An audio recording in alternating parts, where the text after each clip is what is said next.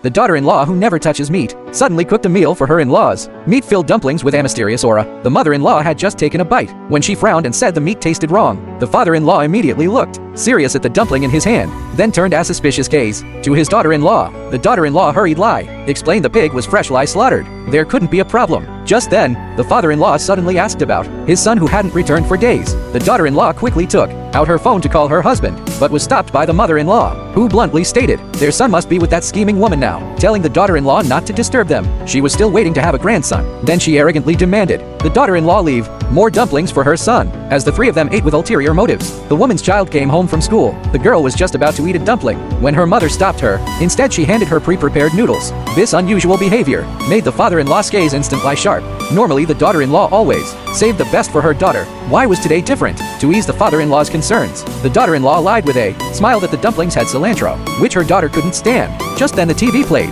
a thriller scene about secret-filling char siu bao. The father-in-law linked the daughter-in-law's odd behavior today, and an alarm bell rang in his heart. He grabbed his wife and headed outside. The woman listened to the in-laws' conversation, quietly picking food for her daughter, because this was all part of her carefully crafted revenge. She deliberately guided the in-laws to call the police, so she could seamlessly transform herself from a suspect into an innocent victim. It turned out the woman and her husband were our constituted family. After her ex-husband died in a car accident, the insurance claim that should have solved her urgent need was indefinitely delayed by the insurance company, and the salesperson in charge of the case was her current husband at that time. She was raising her daughter from her late husband, struggling to make ends meet in her most vulnerable moment. The man approached her with a gentle facade. Through long-term care and companionship, the woman was moved and married him. But married life fell into an endless abyss. Her husband not only cheated on her with a scheming woman, but also abused her at the slightest dissatisfaction, leaving her bruised and broken helpless. She turned to her in-laws for help, but they called lie told their son to stuff her mouth with socks, claiming it was to prevent her from disturbing others, then ignored her despair and turned away called lie.